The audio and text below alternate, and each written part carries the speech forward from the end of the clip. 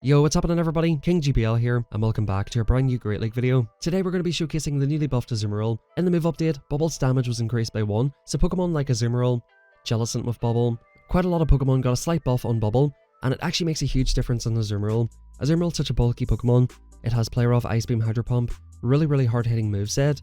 The biggest problem I've always had with Azumarill is just right at the very last second of the game, when you're trying to farm something down, it's almost impossible with Bubble.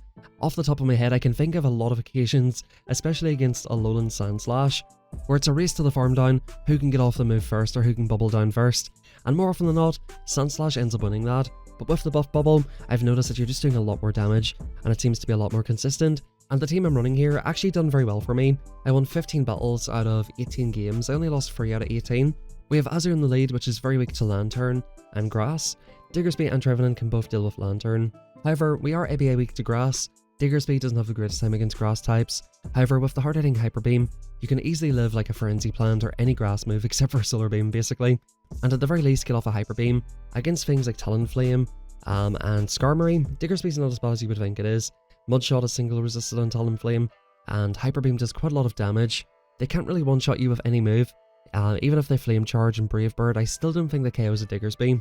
As for Skarmory, if you get the attack debuff on the first Scorching Sands, it gets really close in the ones. You win the 1-0s with Diggersby, and overall, it's actually quite a close match because, of course, Skarmory's a flying steel type, and like I said, you can easily live Brave Birds. You're not really going to shield the first move.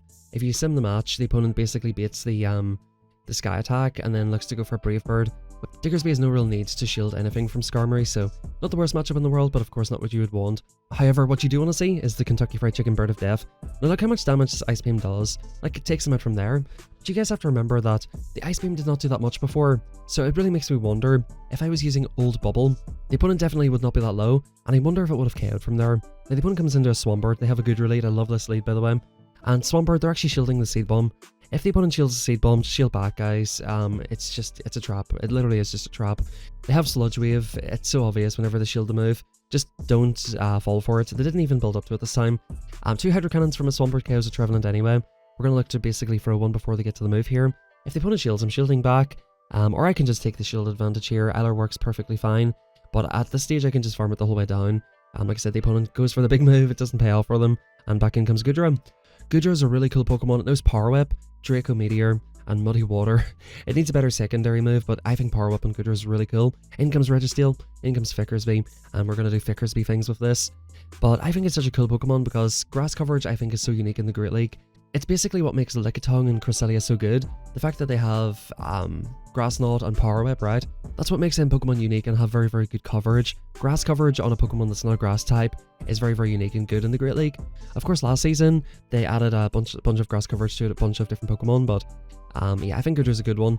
Dragons are in a very good spot at the moment because if you think about what we're seeing a lot of Talonflames, dragons can deal with the grass, can deal with the fire, can deal with the electric and the water. Very good. Now, speaking of dragons, here comes Arctobax. The opponent stays in here for a minute, which is quite curious. I'm just happy enough to stay in here. They can throw Resisted Dragon Claw after Resisted Dragon Claw. If you're ever in this match, oh, they go for the Icy Wind, never mind. And they go for the swap out to Lantern. I believe this match is slightly worse for me if they're on Water Gun, because the Water Guns add up a little bit more. What I decide to do in this matchup is go for Shadow Ball and farm down, because Shadow Ball does more raw damage, and it allows you to actually farm them the whole way down. As you can see, they're getting off their second Surf. They should not be able to make it to the third one, and we should be able to just basically farm it the whole way down. Yeah, the opponent's getting very close to the KO, and the amazing thing is we're only going to give the Arctobax 1 Dragon Breath, so they don't really get a ton of farm here. However, we do get off a hard-hitting Shadow Ball. The opponent's shielding that even though we have an Azu. Probably a little bit debatable, to be honest with you, but I think they are really trying their best to keep this Pokemon alive. They eat that move, and in comes the Dilly-Meister. Credilly, definitely a bit of an awkward Pokemon for every team I seem to be running. This Pokemon seems to be very unique and good this season, and it's a Pokemon I definitely want to showcase in the video. This Pokemon has great coverage this season with the Rock type moves, and of course the Grass type, because you have a lot of Talonflames, you can one-shot Talonflame, and you have a lot of Pokemon like Lantern hunting for them, so I think Credilly, definitely a very good pick this season. At this stage guys, I'm going to have to let this go and come in and look to go for an Ice Beam. We've got 2 shields, so we're basically chilling here. I'm expecting the opponent to swap out and go for a catch at some point here, so what I'm going to do is pause and make sure the Bullet Seed is coming through before I throw the move. Whenever you're using a free turn versus free turn, it's very easy to pause the turn. Just make sure you get the move off on the right Pokemon, and in the next game we have a Steelix. And of all things to swap into, they go into a Blissey. I'm going to speed this battle the whole way up to like 4 or 5 times speed. But basically, guys, we get off about 1 million player offs, eventually take it out. What the opponent is basically trying to do is win by timeout. However, I swap out to Diggersby here to make sure that I'm keeping all 3 Pokemon alive, and I can pretty much farm this thing the whole way down. Now what the opponent will want to do is swap out of here with 1 HP, because they're trying to basically beat us by timeout, which means if they have 3 Pokemon alive, they're chilling. But the opponent's team is pretty terrible. ABA weak to ground. Pretty terrible. In comes Steelix, and like it's only got a 50% chance of debuff. The opponent quits the app, so I wanted to show this match just to kind of sicken this trainer a little bit. If you happen to come across this video, get a grip.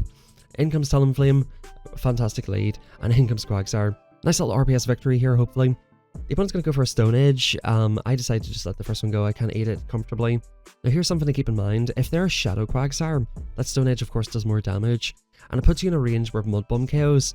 I'm not in Mud Bomb range quite yet, but it's at the point where they can actually look to start baiting Mud Bombs.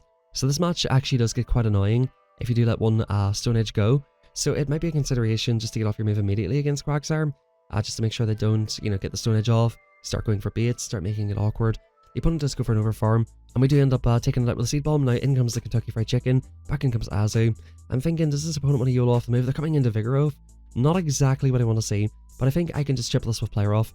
Diggersby, against non-stab counters, really does not give a shit. Diggersby is too thick. Vigoroth, pretty cool with your move update, buddy, but Diggersby too thick. It's the monkey versus the bunny. The bunny's going to go for Scorching Sands. Actually, this is a double bunny team, I'm just realizing. This is a double bunny team. The bunnies are out to play today. Did I ever tell you the old tale about the bunnies in the tree? Back in comes the Kentucky Fried Chicken Bird of Death. They're going to go for a Flame Charge here, but I'm like, you know what, no. I'm a bunny, I am a herbivore. I will not have your Kentucky Fried Chicken.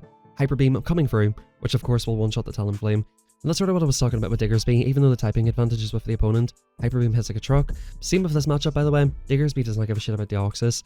We're going to stay in and go for an Ice Beam, actually. I decided to go for the move before they get off the Thunderbolt. What I'm going to do is wait a turn and try to catch the Thunderbolt. The opponent does not fall for it, and they bang 2 Psycho Boosts, basically. In comes Dragonair. A bit of an interesting swap, because we're heading energy. They do let their first move go. And that is quite nice, because we get the attack drop, which means I can certainly eat 1 Aqua Tail. I'm going to basically try to shield through this matchup here, so I'm going to get off the second move here and see if they want to shield it and see if I can get the second attack drop. I decided I'm going to shield one of these moves anyway, so I might as well shield up the first one, try to fish for the debuff. At this point, guys, I'm happy enough to let it go. Can I get off another move? We do get off another one. So the opponent can take swap here if they want to, but they're going to have to invest both shields, and they do. So I'm pretty happy with that.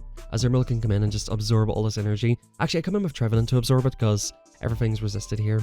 I'm thinking they might blind for a body slam, they don't even. Just a completely waste of a shield if you think about it. The opponent's running a double dragon team, which is certainly an interesting line, and certainly what Azu would consider to be quite interesting as well.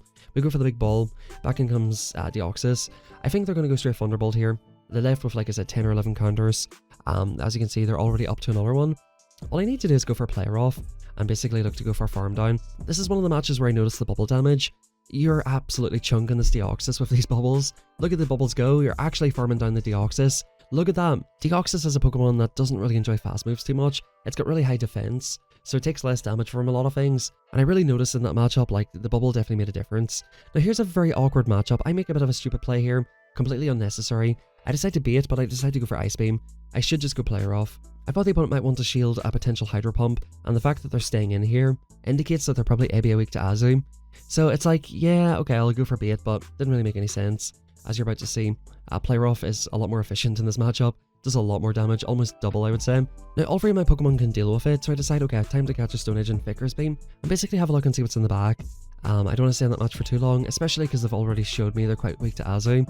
They come into this thing, which is not quite what I was expecting. Again, if you're staying in against Azumarill with a Bastiodon, it's a little bit suspicious. Now we go for the big Hyper Beam. In this matchup, you could go for 2 Scorching Sands, but I realized the opponent's going to outpace me pretty heavily here. So might as well go for 1 big hard-hitting move, get the opponent super low, and now this is in the range for a farm down from Trevenant. Now Vigoroth was recently buffed with Rock Slide. I can certainly very comfortably live a Rock Slide, however, the opponent has a Bastiodon. They're dry on energy, so the opponent's main asset right now is fast move pressure. In comes Skeledirge. We go for a 2-and-fro and go for the Seed Bomb bait. Does the opponent fall for it? Yes, they do. We go for another 2-and-fro, this time we're going to go for the Shadow Ball. If the opponent shields us up, we go straight into Azu. If they let it go, we go straight into Azu. Back in comes Bastiodon. In fact, we just get off the move here. Just guarantee the shield off the opponent. This will be the hardest hitting move left. The opponent has to shield this move. However, Azumarill too thick. And you're even seeing in this matchup here, even though I'm not running the Hydro Pump moveset, these bubbles are adding up an absolute ton on this bulky Bastiodon, and they're not getting to another move. So I decide not to throw my player off.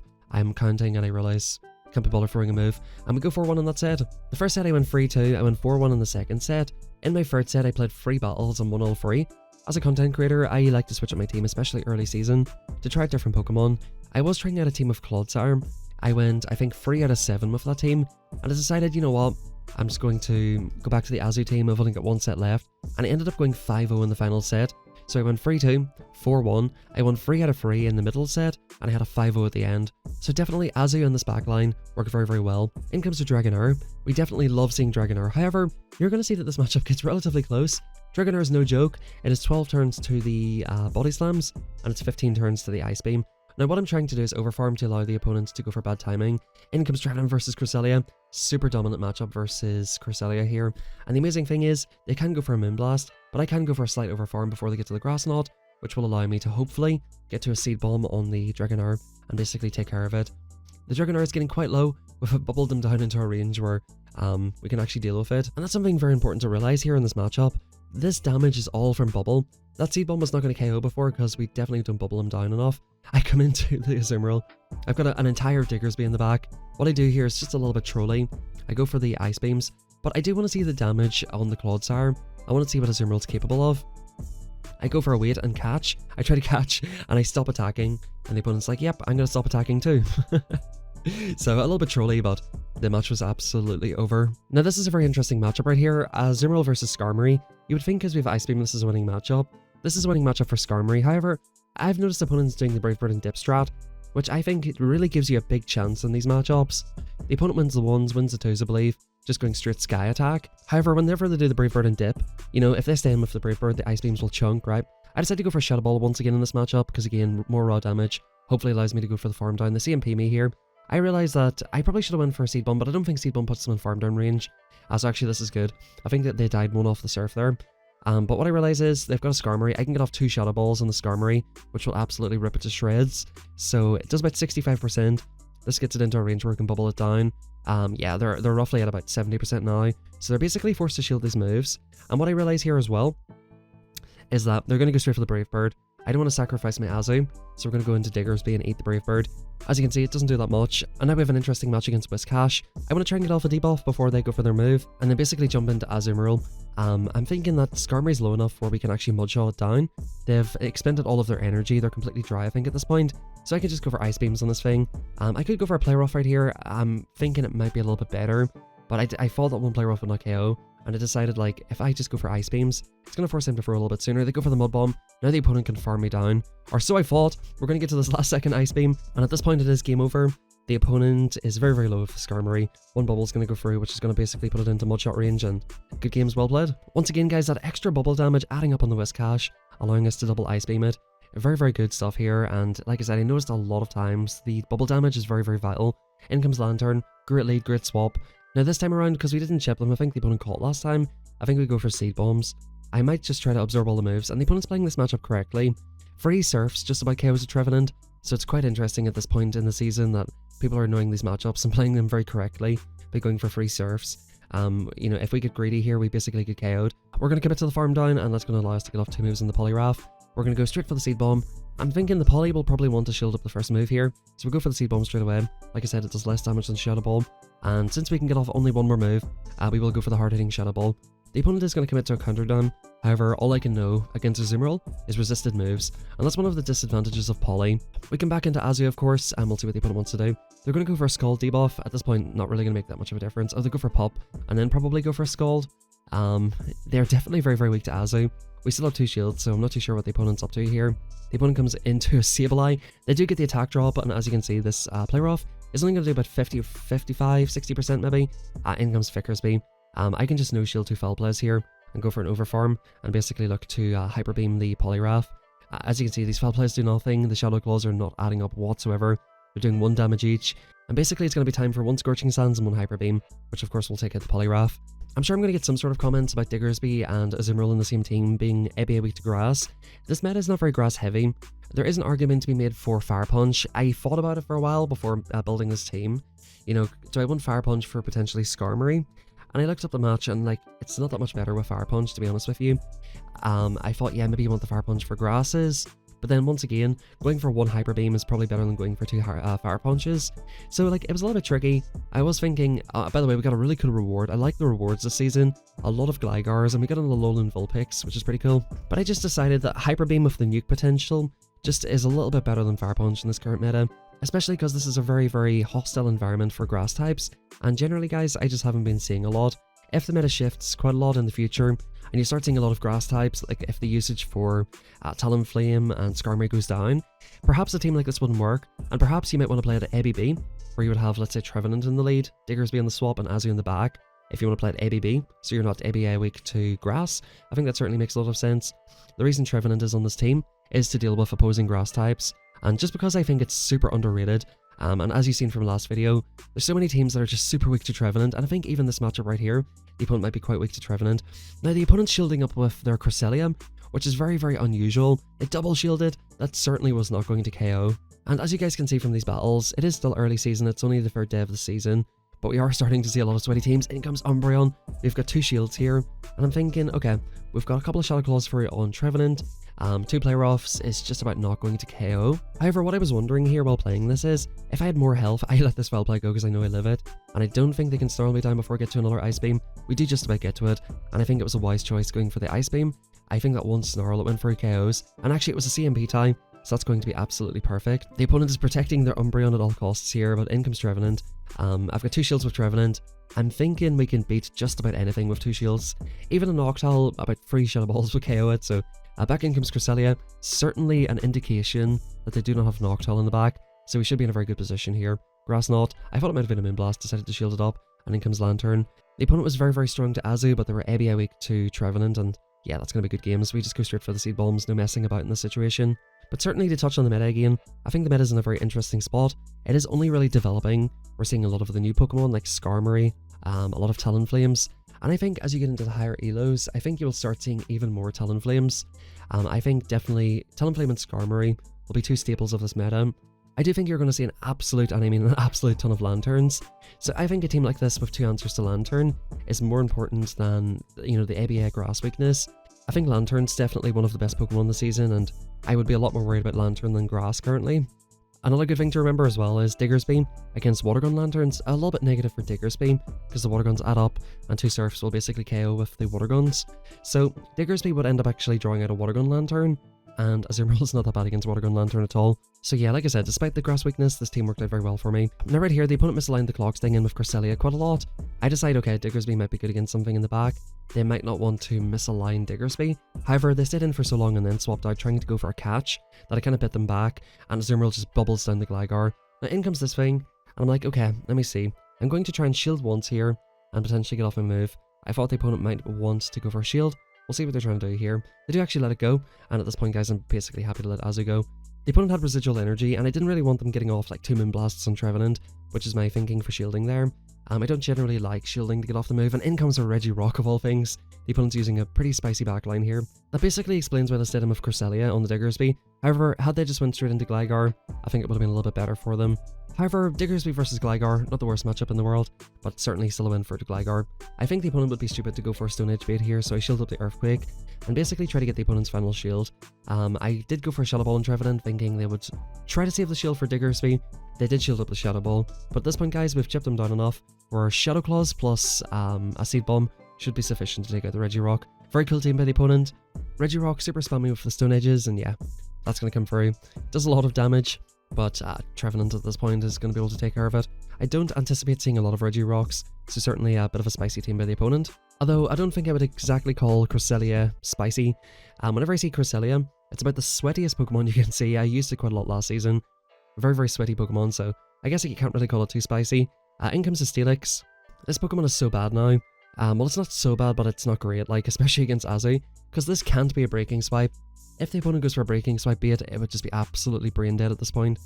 The debuff is no longer guaranteed, so you could make an argument, you know, if you get the guaranteed debuff, that could be worth it, but there's no reason not to go for Earthquake in that situation. You do have to play Steelix a little bit more traditionally now, where baiting is not quite as advantageous for you anymore, and throwing the big move makes a lot more sense. In comes Trevenant. We have 2 Ice Beams loaded. 2 Ice Beams, even though debuffed, will take them out. They single debuffed us with 2 Breaking Swipes, which again is much better with Steelix. Had they double debuff me here, I think these two probably, they'll come very close to KOing. And in comes Stinky McBingerton. Stinky McBingerton is about to get absolutely shit on. I thought this Pokemon would be very, very good this season. However, as things are shaping up, it just depends, guys. If there's a lot of Talonflames, this thing could be kind of chill, right? But I do sort of think there's a lot of Mud Boys and a lot of ground types, and you probably will start seeing more grass as the season goes on. You've got buffed Azumarill. I just don't think Stinky Binky's very good anymore. The opponent stays in, goes for a move, and at this point, guys, they're running Steelix in the lead. They have Trevenant on the swap, which is good against Mud Boys, good against Medicham, makes perfect sense, and then Stinky Binky in the back, which of course is weak to Mud Boys. Now, the opponent's running an ABA team with Steelix and Carbink. I'm not going to show any respect to this opponent. We're going to go for the resisted Hyper Beam on the Trevenant. The bunny is going to absolutely burrow into this tree, and that's going to be good games. And guys, hopping into the final battle of the 5-0 set, we have a Wistaddy Cash lead. Definitely a very good lead. The thing that really surprised me about this match is that they actually get to these in 6 mud shots. I'm so used to Wistaddy Cash taking forever to get to the move, and they do get the debuff. They go for the wait and catch. Very nice play by the opponent. They've done 1 mud shot. They knew I'm going to try and throw in good timing, and they do catch on their own bunny. However, we're going to come in with Trevenant, and because we landed that player off, it's going to put them into just about Seed Boom range. They go straight for the Ice Beam. I'm going to go for 4 and throw here, because I don't want them to potentially get to another move. If I go for 7 and throw, I think it might allow them just to get to it. They do actually shield. We go for 1 and throw again. It's like, bro, you're not taking swap against Trev. You can buff Bubble by 5 damage. This is not the play trainer. They definitely do want alignment. Now, an Ice Beam, as you've seen earlier, a debuffed Ice Beam done about 50%, so we certainly do not want to let that go. In comes a Wistaddy Cash again, and the opponent top lefts. So guys, good games. Like I said, man, very, very positive day with this team. We won, did I say 15? Yeah, 15 out of 18 battles. Very, very strong team. Azumarill looking like an absolute champ out here, and definitely one of the most improved Pokemon in the Great League. It's up to rank 4. I highly recommend trying it out and building it if you don't actually have one. Even pre-buff, Azumarill was always really good, and it's quite a unique core breaker. And with the lack of Medichams on Psychic now, you have a super comfortable matchup there. And even against your worst counters like Lantern, 2 play roughs get it quite low, and if the opponent goes straight for Thunderbolt every time, like 3 play roughs will pretty much KO Lantern. So I guess if you're up a shield, it takes them 8 to get to the Thunderbolt, and they have to do that 3 times. It takes you 6 bubbles for the first one and then 5 for the next one. So you probably could get off 3 play roughs in the time it would take them to get 3 Thunderbolts, roughly, if you shield once. So if you're up a shield, you can actually beat Lantern. But like I said, guys, drop a like, subscribe. Thank you very much for watching, and I hope you all have a fantastic rest of your day.